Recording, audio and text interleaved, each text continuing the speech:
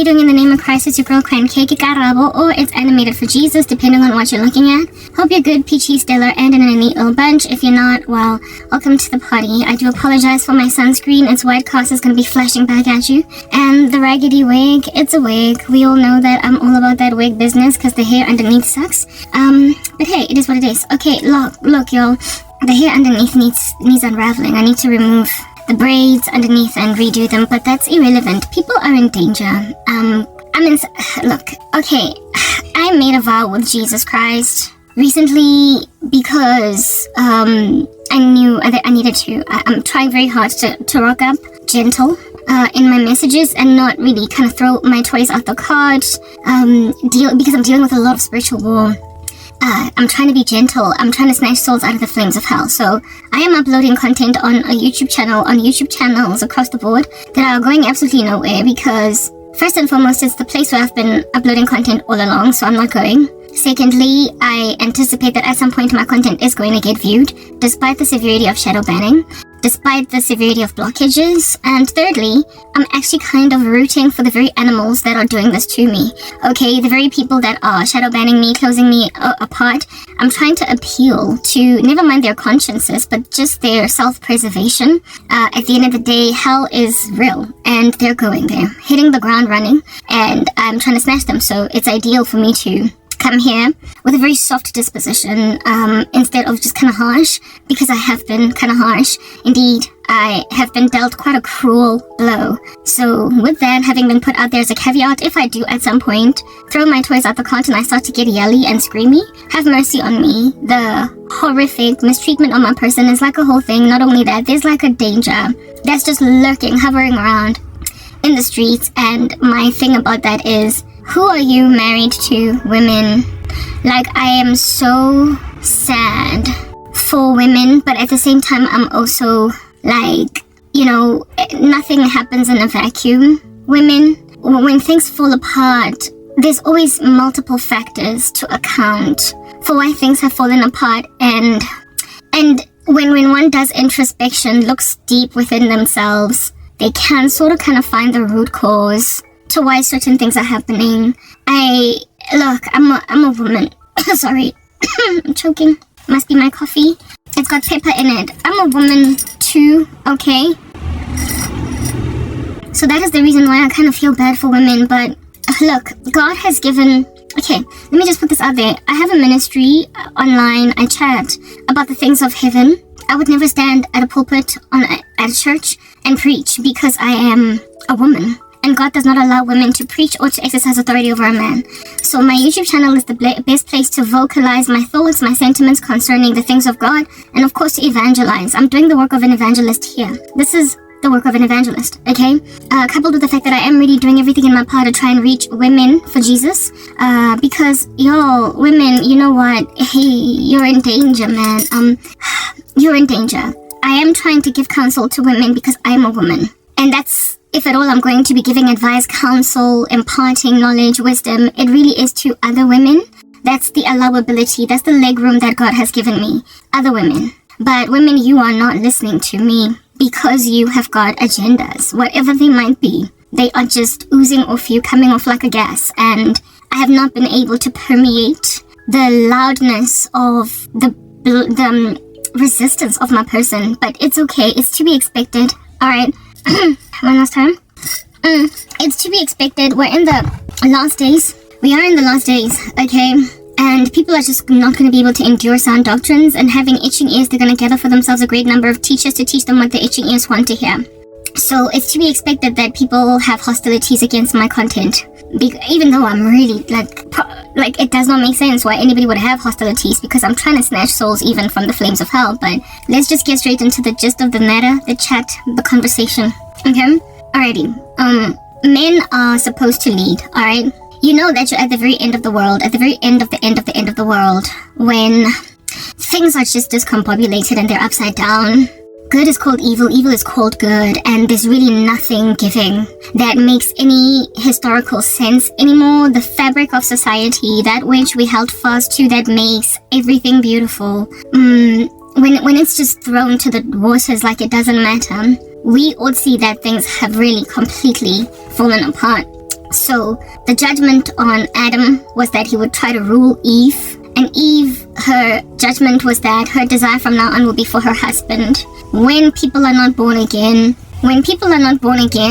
those gender curses, they're gender curses. The ruling by Adam of Eve, and the basically kind of namby-pamby, thirsty, irrevocably, just docile nature of a woman in the company of a man is a thing. There are extremes to docility where men are concerned, and there are also extremes to rulership or headship by men, right?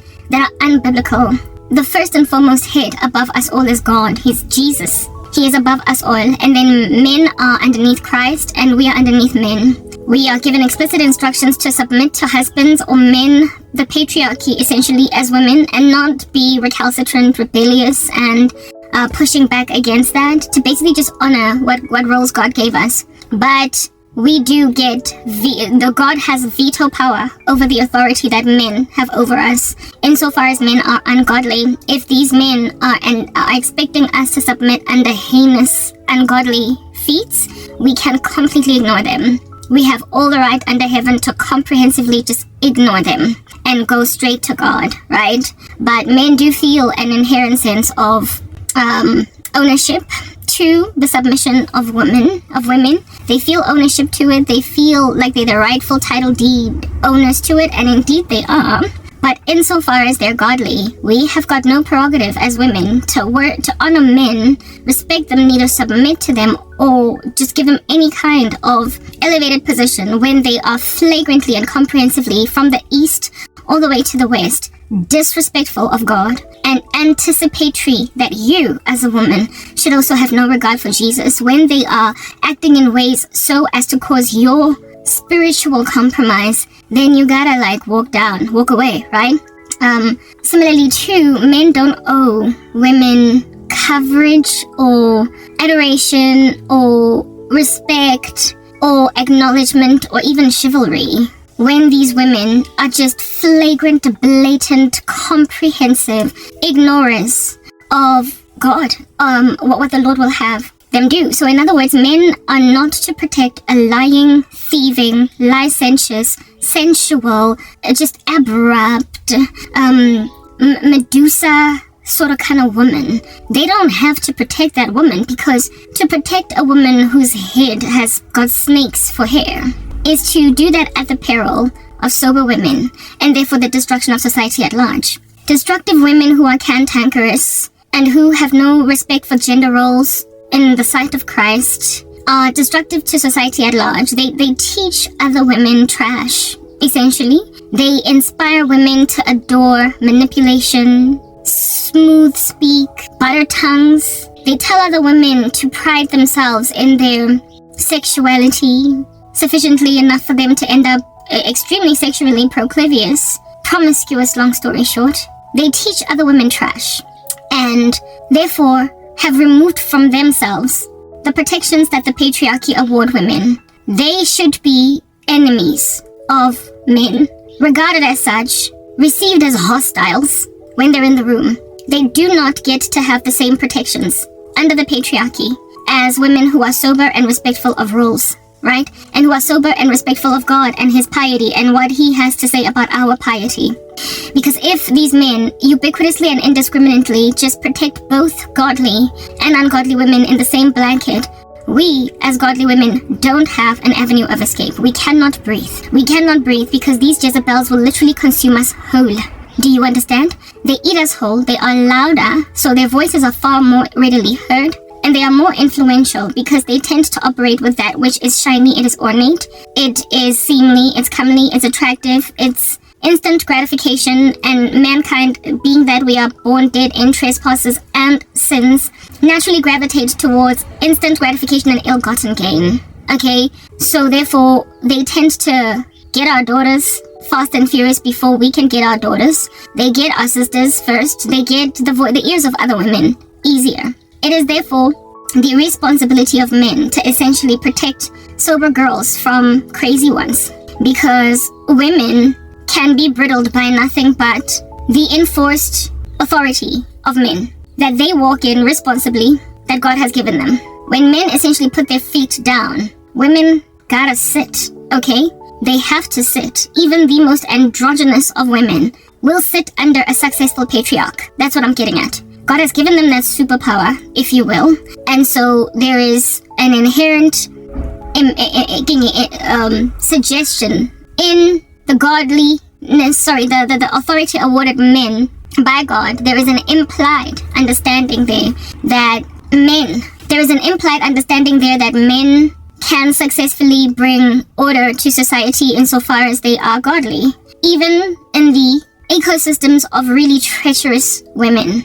Okay, but when we are now chilling, as we are now chilling in these last days, all right, there is a discombobulation, a confounding, if you will, of all that which has kept our society together, not with sticky tape, but with the holiness of God, with the very fortifying, solidifying structures of God. It's all just falling apart. Men, therefore, very unfortunately, are in support of bad girls, and they are thriving as a result at the expense of good girls. And good girls are at the mercy of, never mind bad girls, but bad men too. So there's literally no escape.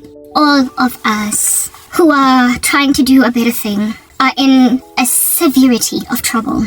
There is no safety for the good girl or for the godly girl, for the respectful girl, the woman that understands how things should be done, be she in the world or in Christ. There's always there are some women that from the very get-go, man, like they have no respect for anything. And then there are some girls that even before they come to Christ, they just kind of get stuff, okay? Like they kind of get it. And they want to hold fast to those traditional old school roles.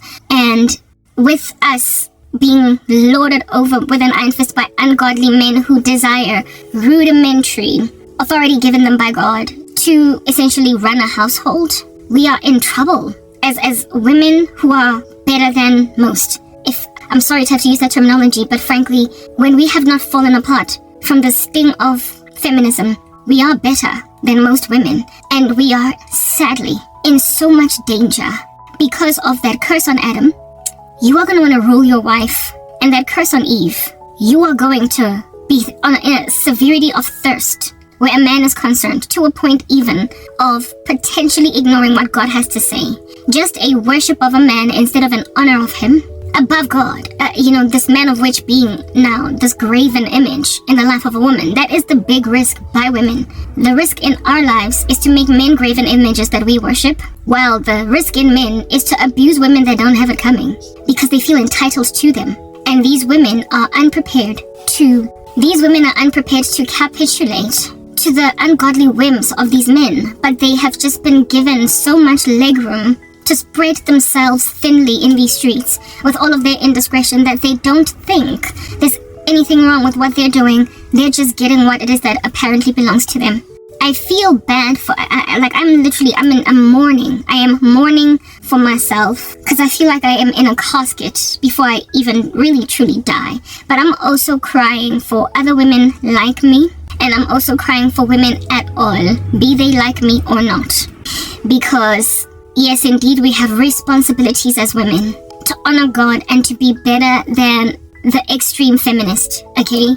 But y'all, what we are falling prey to at the mercy of men who want to rule, even when we are trying to be godly, is, guys, like, women are in danger. We're in trouble. But you see, women, the trouble that you are in, that we are in, is because of your ungodliness. God made Eve for Adam because it was not good for Adam to be alone.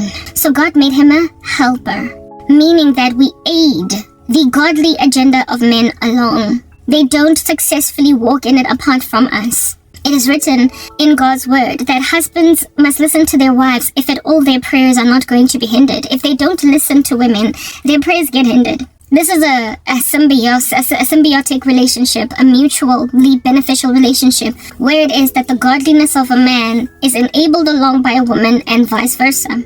Honoring Christ is the work of both of us, men and women, and we help each other to successfully do it insofar as we're godly. Alright? Therefore, a man cannot successfully, in a patriarchy that has no women at all, truly hold fast to godliness. They can't. They literally can't. There is a man in the Bible by the name of David who displayed this perfectly. David was a godly man. So godly was he that he was called a man after God's own heart. And yet he, in his unique manliness, still honoring God, loving God, acknowledging the God of Isaac, Abraham, and Jacob, still could not stay his hand from committing genocide in a town until a woman stayed him, Abigail. The story of David and Nabal and Abigail speaks volumes to the helping power of a woman when she is sufficiently godly in the life of a man. She can stay him from some of the most heinous acts of treachery in these streets. She can stay him from committing murder. She can stay him from abandoning children. She can stay him from doing the most just by simply being godly. Abigail was godly and negotiated with David and basically calmed him down. It's written in God's word that a gentle answer turns away wrath. Please go and read the story of David and Nabal and Abigail in the scriptures. I don't want to get into it at depth, but basically David in his anger was about to go and commit genocide in a town, and Abigail successfully stayed him. She convinced him not to get all that blood on his hands because she foresaw that, seeing as women are more emotionally in tune, she foresaw that David would satiate his bloodthirst for now, instant gratification essentially, but then only to go on later to be in severe regret over the blood guilt, in severe regret for having done what he did at a woman. That lack of temperance in David was stayed by a woman who successfully convinced him, and David was able, being a godly man, to calm down because he listened to her. Something that keeps on getting counseled to men. Listen to women that your prayers might not be hindered. Okay? When you sin against God and you just keep walking in that perpetual sin, your prayers get hindered because your relationship with God gets compromised. So therefore, if a woman has power to stay a man from continuing to sin, that means that she is enabling his prayers to be effervescent and successful, and therefore avail much, because the effective fervent prayer of a righteous man avails much.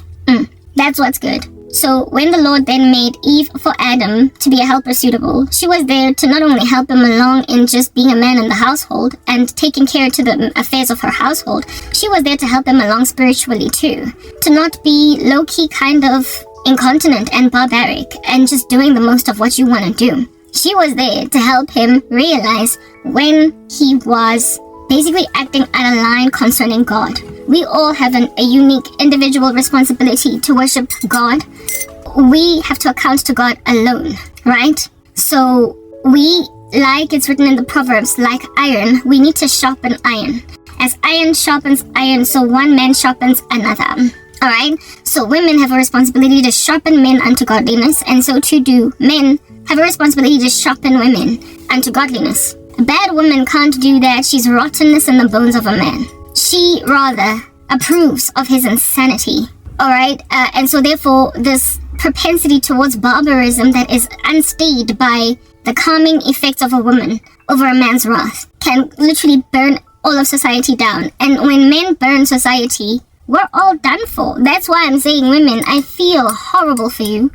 I feel really bad because we're all in danger now, but you sort of kind of are to blame for the calamities you are enduring at the hands of your husbands. These men are barbarically, exquisitely, and astronomically evil. Oh my goodness. They are so evil. Like, yes, like it, but like, if there is no Abigail to stay David from committing genocide, David just kills, and your men are killing. They are laying society's waste. They are entitled, and they are taking everything they want because that's just what Adam was cursed to do at the fall. Rule women, and the nth degree of that. We see it in the last days with entitled men that will not take no for an answer. But they never would have gotten to that insane extreme if women were not complacent with their sin. If women did not make, like if women had historically made like Abigail and stopped a man from committing genocide, because don't you see, you're going to be guilty. You have all been so proud in your wickedness, women, that you have made your men butchers. You have made your men irrevocably, irrecoverably, and unforgivably murderous, homicidal, of anything that disquiets them. They are evil in ways that are insurmountable, and frankly, the world has to end.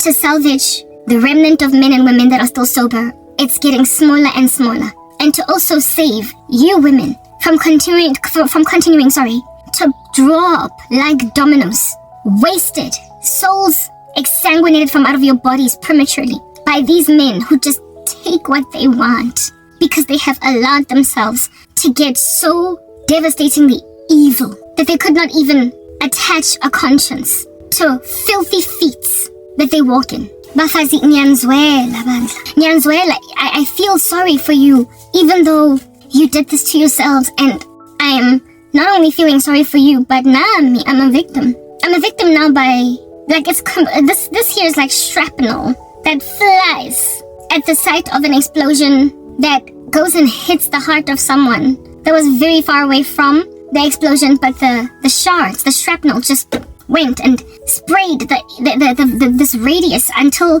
people just caught strays and died. Like, women that are trying to do better are catching these shrapnel strays in their necks, their jugulars, their wrists, their hearts. Like, women are dying in their, like, gargantuan numbers, in their voluminous numbers. Do you understand what I'm saying? That have not had it coming because of the severity of entitlement that is in your men. The men of which have been just left in a murderous spree because a bad woman will always congratulate a man that is hurting another woman. Insofar as there's enough jealousy in this woman against that other woman, you don't see the domino effect, the ramifications, the consequences, on all of society in totality, eventually. You're just uniquely looking at your own concentrated, inward-focused jealousy on this individual too much to realize that there's more of you where they came from. There are more women just leaving men in their unbridled, unhelped state, with no Abigail coming through to stay them from finishing what under heaven it is that they commenced. Y'all need to understand, people are in trouble, okay? Women are in danger, do you understand? And this danger that women are in is as a result of the nth degree graduation by men. Men basically just graduating to an nth degree of so much crazy with nobody bridling it, that we are just dying. Like, the Bible says that women who marry men who get born again inside marriages while the man is still an unbeliever. The scriptures make it evident that the best way to reach this man is with your peaceable and quiet spirit, which is precious in the sight of the Lord. We reach ungodly men. We reach ungodly men for Jesus by simply being godly. We reach ungodly men for Christ by being godly. And so therefore, if you can succeed to reach an ungodly man for Christ by being godly, do you not see that we have a job, we have a responsibility as women? We have a massive call on our lives to keep society balanced, to keep men sober, because absent of the potency and the force of a woman, a godly one in the life of a man, even a godly man, he will do the most. He will do the most. Do you understand? It's not that they are entirely and comprehensively incontinent apart from women, but God did create us for that purpose, to be helper suitables, including helping them along in the journey of godliness. So, when you just leave them, yo guys, we're in danger. I'm in danger, and I'm not really actually in danger, but the harm's way I am in, that God is going to inevitably snatch me out of, is the fault of men, and it's the fault of women. We are to be helper suitables. You cannot just sit back and watch this malevolent rise of entitlement in men. You can't just sit back and do nothing. Like, what in the world? What in the world is going on? How are you at ease? I am single at 30. I'm not 39 anymore. I'm 40 now. I'm single, okay? I could have been married by now, but I'm not. And I am starting to wake up to realize that what in the world would I have married if I had married without coming to these convictions. What would end up being, guys, I feel bad for you women. I feel horribly bad for you because I don't know what you are married to, you guys. Like, I'm sorry. Your husbands, the men that you are dating, that you are marrying, are just so evil.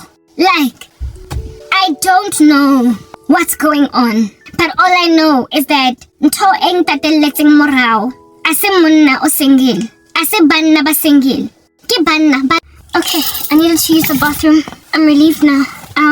Yes, the thing that is costing me any kind of peace are not single men, it's married men, it's your husbands. And while that can cause you as women to be like proper women, that's the problem. Like, hey, women want to be loved, okay? We understand that in this world, there are women bas nang maintsaya woman.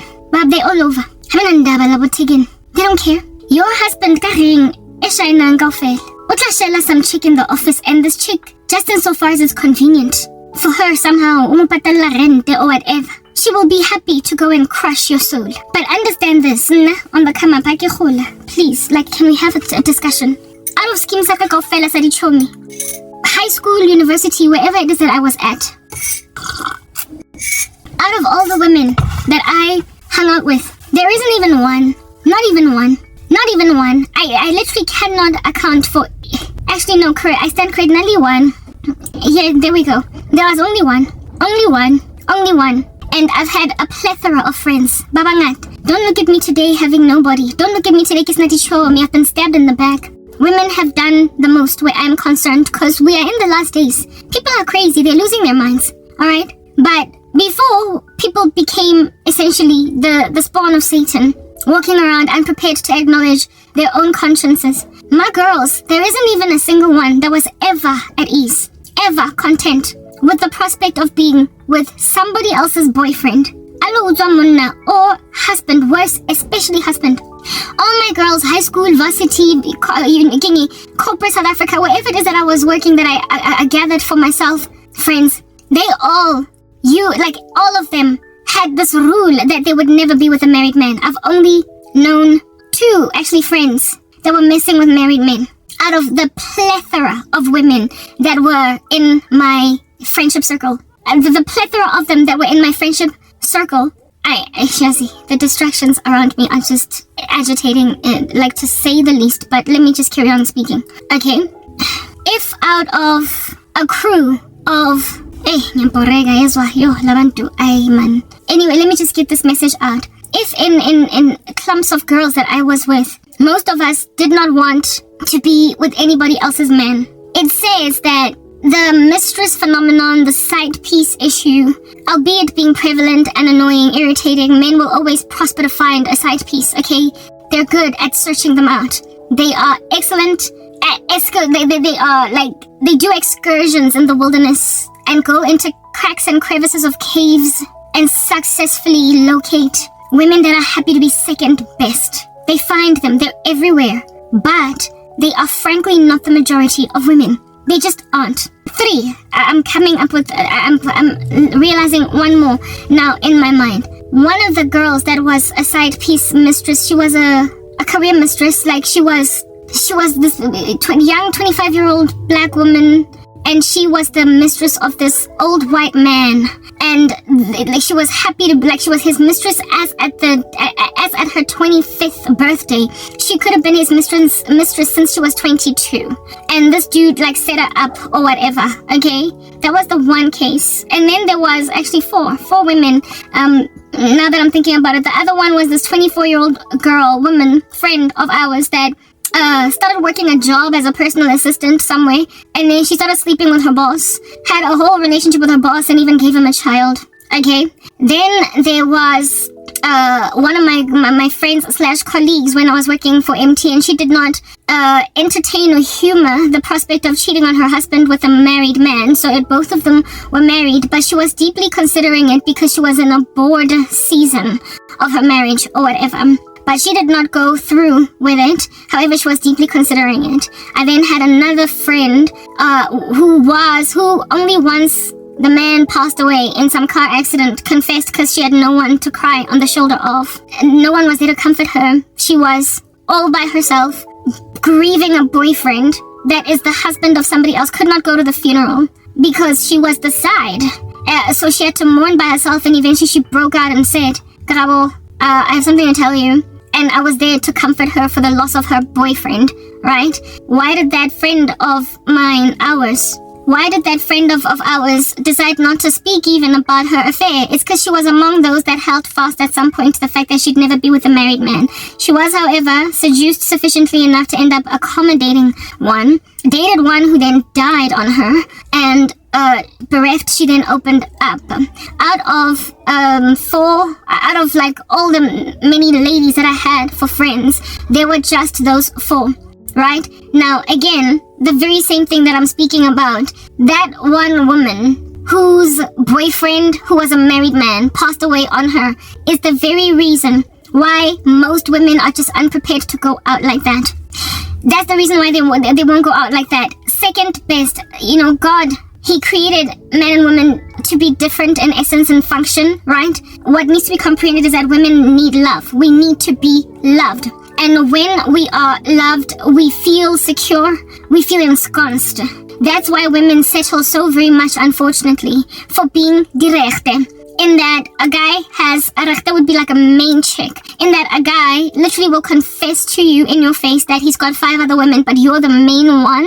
That's why so many women are happy to accept that. Take it in their stride. Because the importance of being regarded as the one woman that a man can't afford to lose, that he has essentially said base camp at, is that valuable to a woman, enough for her to settle when a man that does not want to exercise self-control over his loins, to settle for him calling her main. We just take it, okay? If you think about the movie Baby Boy Taraji, was told the same thing by Tyrese. Yeah, I sleep with other women, but you're the one and I'm probably gonna marry you. Women are just running with that all over the show, and the reason why that's the case is because God made us to desire love from men, and our desire from now on will be for our husbands. And the Bible says that men love your wives the way that Christ loved the church, whereas with men it's respect, right? Women respect your husbands. So men thrive on respect, honor, elevation, while women thrive on that protected, ensconced space of love. Therefore, it's hard, like no man's business. I would imagine, I've never been a side piece. I would imagine how rough it must be to be second to a man, third, fourth, or fifth. So when I was on the come up, many of the women that were my friends personally, we had made vows with ourselves that we would never be with married men. And those who ended up capitulating to that, frankly, capitulated. They settled. They left themselves to do that. But it was not first choice. They did not go out seeking out a married man. They fell for one. They got seduced by one, and so ran with one because of that seduction. But they were not actively going out of their way to fish them out. Nobody wants to spend the next day after a man's birthday with him instead of his actual birthday. Nobody wants to be given what time of day to call a man. Nobody, because you can't just call him at whatever time. Nobody wants to be constantly booked into hotels instead of you see a man's apartment. Nobody wants to be seen on the 26th of December instead of Christmas, because the guy is busy spending Christmas with his wife and kids. Nobody wants to be spending important holidays, you get my point. But like the next day, or you get the second week of his leave while the wife has the first. Nobody wants a man standing up to go and answer a phone because you know that you're a mistress. Women want love. Women need love. And so because women want and need love, they tend to be generally avoidant of not having the dominant position in the life of a man. So to settle for being a side piece or a mistress it's largely not a woman's first choice. And on the come up, when I was coming up, most of my girls would never go out like that. Like, they rejected men that had girlfriends and of course men that had wives. And I only know of 4 women out of the plethora of women that I have encountered. I've only known 4 women who allowed themselves to be that thing, and their lives were difficult. The woman who was the baby mama of the what do you call this? The woman that was the baby mama of her boss, the one who was the personal assistant. Once she gave that man a baby, he was all cold and aloof towards her, and frankly also abusive. He used to hit her. He used to slap her and stuff like that. But she rode it out because he was paying for her apartment and her life was made ever so slightly comfortable by him. And so she just kind of rode out that situation, but she was unhappy.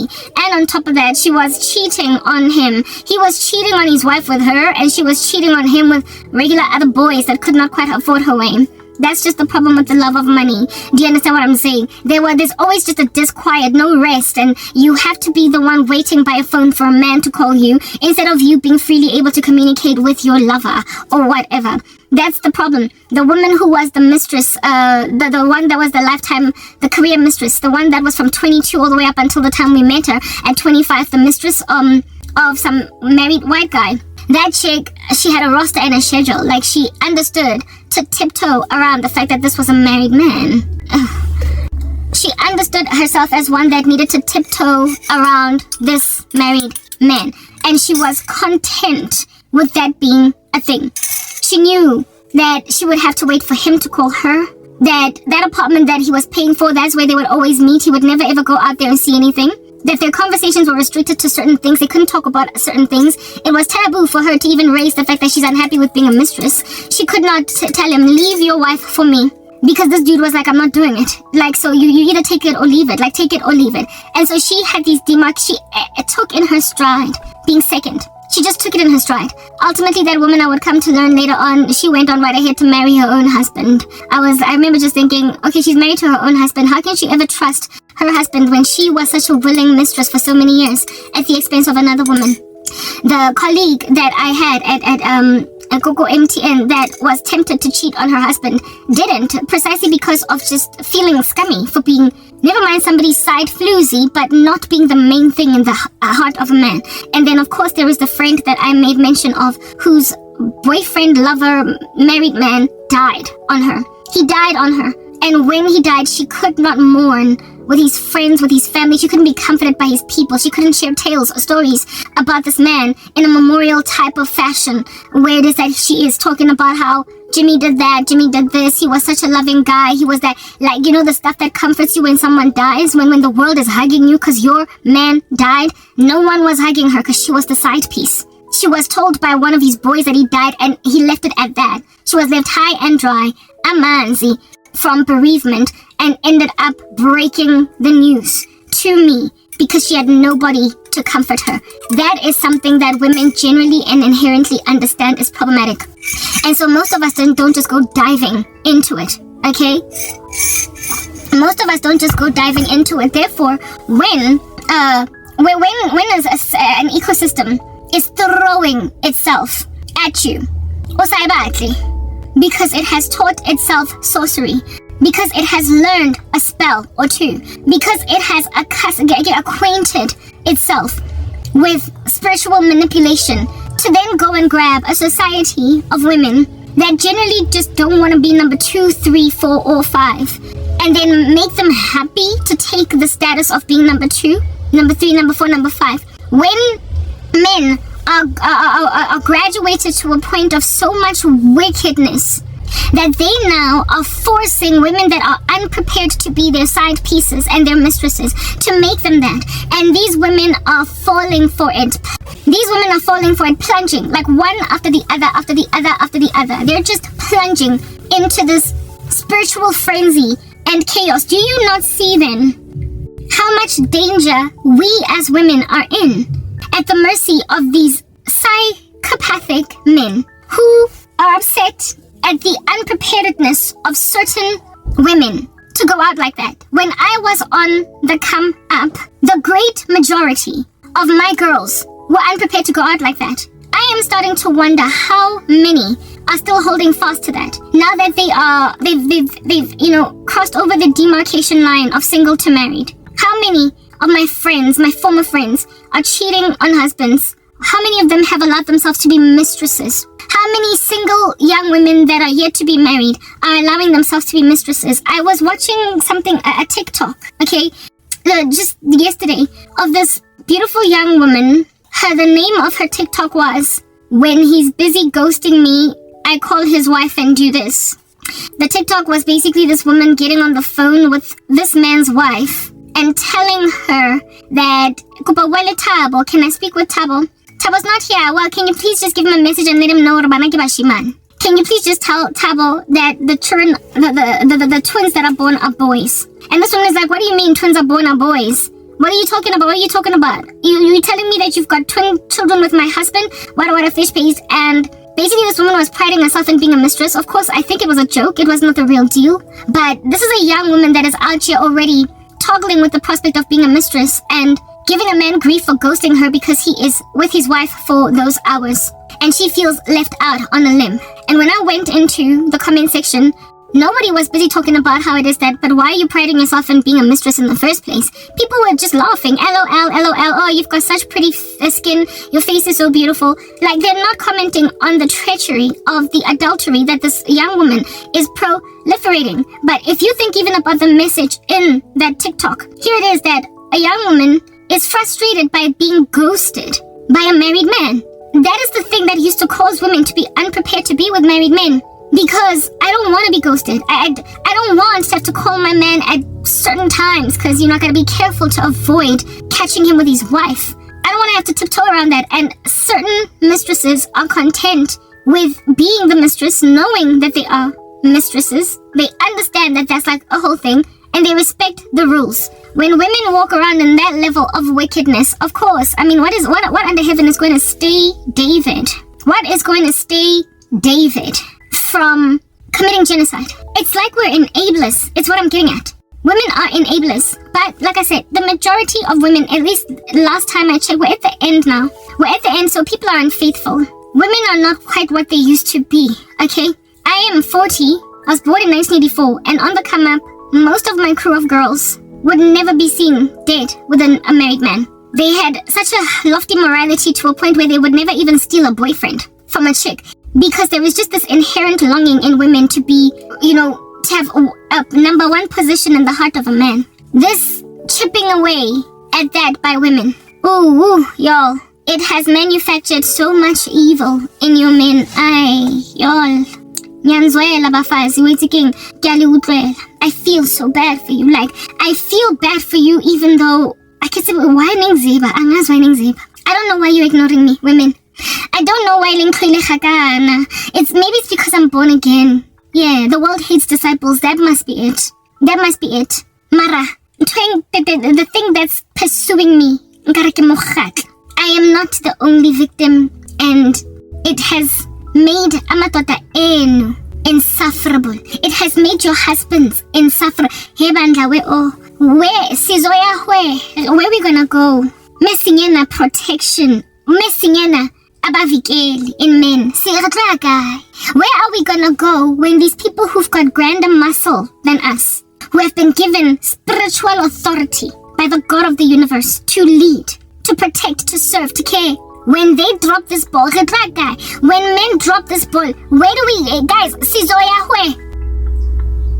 it's like being left naked before a nuke, an intercontinental ballistic missile. You can see it's coming to you. It is a guided missile. It's gonna land in your town and in your city, and your hands are tied. You know you're about to pass away. I guess the best thing you can do right now is get your affairs in order. Pray. Ask Usomandla Uguti, take my spirit to sing as goodly that I'm dying. Into your hands. Into your hands I commit my spirit. That's all you can do. When there's like an ICBM coming, targeting your region, you can't outrun that, girl. You can't. So you might as well just turn Zinji and seek the Lord's face to take your spirit into heaven, seeing as you're not gonna make it. Y'all have made me essentially say to God, into your hands I commit my spirit because I see the ICBM coming. Nyebon. Guys. This thing, it's on Pulai. And an ICBM it might be a guided missile targeting one particular region, but at the end of the day, a missile is a missile is a missile. A nuke is a nuke is a nuke. You might be targeting a school, but like I said, the shrapnel is going to go out in the radius, and it's going to pierce Inklizio's Abantu that were very far away from it. The collateral damage are those that, frankly, the missile was not striking, it was not targeting them. Worldly women that approve this wickedness of Lamadota, they are happy with you. Bayaniyekela. Kodwa, shrapnel girl. I might be the target for this ICBM, but you're the one that's catching the shrapnel. We are all gonna die. So basically, the evil of your men right now. Lokusangana kwabo mabahlangene bonke. Ni accepted so much. You have embraced it so much that now you might as well just be getting your affairs in order. This here is a mass funeral, Lankutla, for women and children. Amadoda, when they fall apart, the whole world dies. Lankutla. This is a mass grave. This is a funeral for 20 people in one sitting. That is the days of apartheid. And we are burying 17-year-olds, 15-year-olds after some men and women, they have no discretion, go and shoot kids because they're rioting. It's a mass grave. This is a holocaust of women and children by David with no Abigail. David with no Abigail. And I say David because David is a godly man, was a godly man, and yet he needed the helper suitable that Abigail was. So how much worse than when a man is not even godly? He's not regulated by the Holy Spirit, and unfortunately, the majority of men are not godly. The world, the road that leads to destruction, many enter into it. The road is narrow that leads to life, and only a few people find it. So the majority of men are not born again. Meaning that whatever staying power by the Holy Spirit that David walks in naturally as a godly man, aiko in lamatota in. Like, if the Bible says, it's written, I think it's 1 Peter 4, I stand corrected, but 3, that if the righteous are scarcely saved, what then for the ungodly and the sinner?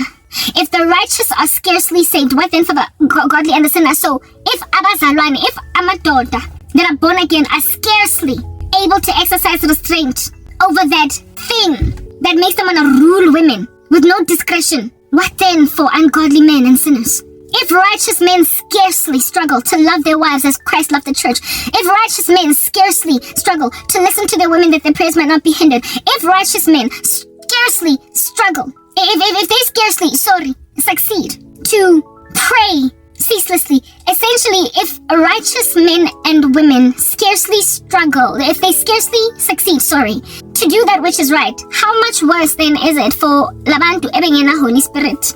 And that's the majority of them. It's an ICBM. It's a zombie apocalypse. It is a nuke coming for your towns. And all of y'all gotta now put your affairs in order. And the sad thing about it is, you can't even put your affairs in order. You don't know Christ. You can't afford to be dying. You can't afford to die right now. You are lost. And so you're not safe to die. The very woman that they're targeting with their ICBM, I can die. If I pass away, I'm Zulwini, guys. I go to heaven, it's a guarantee. Y'all need to understand, if I die today, I'm going to heaven. God, you can't, but you're the ones that are catching the shrapnel.